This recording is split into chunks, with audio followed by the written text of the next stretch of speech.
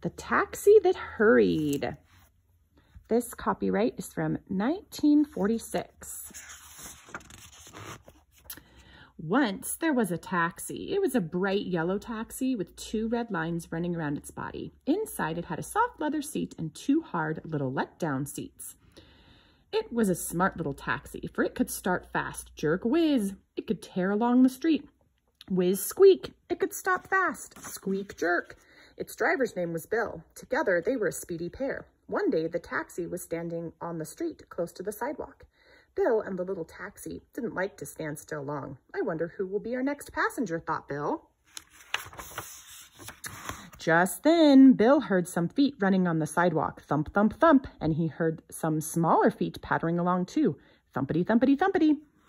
He leaned out and saw Tom with a little suitcase and Tom's mother with a big suitcase, and both of them were breathing hard. "Oh," gasped Tom's mother, "taxi driver man, please drive us to the station as fast as you can. We're very late and the train won't wait. Oh, oh, oh." Tom and his mother tumbled into the taxi and slammed the door. "Sure, lady," answered Bill. "We're a speedy pair. We can get you there." Away went the taxi like a yellow streak. Tom and his mother bounced and jounced on the leather seats. Then suddenly, squeak, jerk, the taxi stopped short. Ahead shone a red light. Underneath the light stood a big traffic policeman. Tom's mother called, "Taxi driver man, must you stop when lights are red? We simply have to get ahead. We're terribly late and the train won't wait." And Bill answered, "Surely, lady, you have seen how cars must wait till lights are green.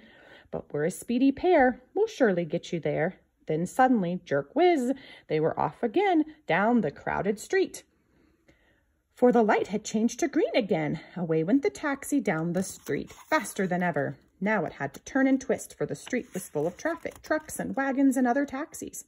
The little taxi hurried past them all like a yellow streak, and people could hardly see Tom's little face looking out the window as he bounced and jounced. "My," said the people on the sidewalk, "that's a speedy taxi. I wonder why is it in such a hurry?"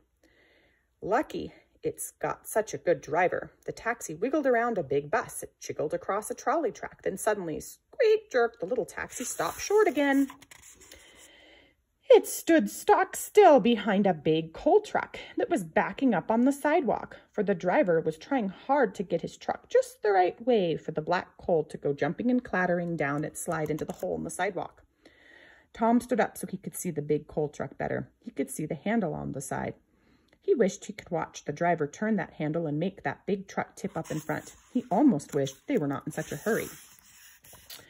Tom's mother called, "Taxi driver man, first it's a cop that makes you stop, and now we're stuck behind a truck. We're awfully late, and the train won't wait." So Bill called to the truck driver, "Please, will you try to let me get by?" And the truck driver grinned and stopped his truck. Carefully and slowly, Bill squeaked by the coal truck, close to the sidewalk. Bill called over his shoulder, "We're a speedy pair. We'll get you there." Tom's mother bounced so hard on the wide leather seat that her head whacked the ceiling of the taxi. Her hat slid down over one ear. Her big suitcase fell over with a bang on the floor, and Tom's little suitcase hopped off the seat. Mom's mother pulled her hat on straight again. Then she looked at her watch. Then she looked out the window at all the taxis and buses and trucks. Once more, she called to Bill in the front seat, "Taxi driver man, first it's a cop that makes you stop, then you get stuck behind a truck. Now the traffic is in our way. We're likely to sit here the rest of the day. We're horribly late and the train won't wait." So Bill began to blow his horn. "Honk, honk," shrieked the little taxi. "Honk, honk, honk, honk.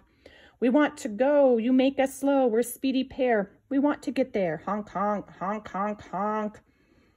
The nearer they came to the station, the more taxis and buses and trucks there were on the street. Past them, all the speedy taxi wiggled and jiggled, twisted and turned, and curved and dodged.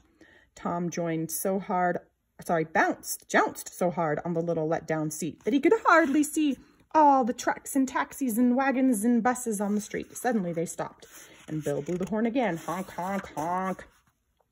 Down the street, up above the station, they could see the big station clock. In 5 minutes the train would go. They really were very terribly, awfully, horribly late, and they knew the train wouldn't wait. Then suddenly, jerk, jerk, the traffic began to move. First a taxi, then a bus, then a truck, then more taxis, more buses, more trucks. Still, the whole line was moving. The speedy little taxi wiggled through the traffic. It dodged around a bus, and it twisted around a truck, and it whizzed past a taxi. Tom's mother kept looking at the big station clock. It said 4 minutes before the train went, then 3 minutes, then 2 minutes, and the little taxi drew up to the station. Tom jumped out of the taxi while his mother gave Bill the money. She grabbed her big suitcase. Tom grabbed his little suitcase, and off they ran. Thump, thump, thump, thumpity, thump, thump, thump. Bill looked after them and grinned at his yellow taxi. Sure, he said, we're a speedy pair. We got them there. And it was true. The conductor was just ready to signal the engineer to start. But he saw Tom and his mother come running down the platform, and he waited for them. He took the big suitcase from Tom's mother, held the door open for her, and handed her the big suitcase. Tom stepped on the train after her, panting from his run and holding his little suitcase. All aboard, called the conductor, waving his hand to the engineer. Then the conductor swung into the train just as it began to move. You're a fast runner, he said to Tom, and to Tom's mother he said, lady, you just made it. Tom was still breathing hard, but he managed to gasp out. We made it because we had such a speedy taxi and speedy driver. You should have seen that taxi hurry. What a fun thing to see differences. Did you notice at the beginning, this taxi driver could smoke a cigarette in his car? That's a change. And did you also notice there are no car seats? It's just a little seat he sits on. Kind of different, kind of fun to see how things have changed. The end.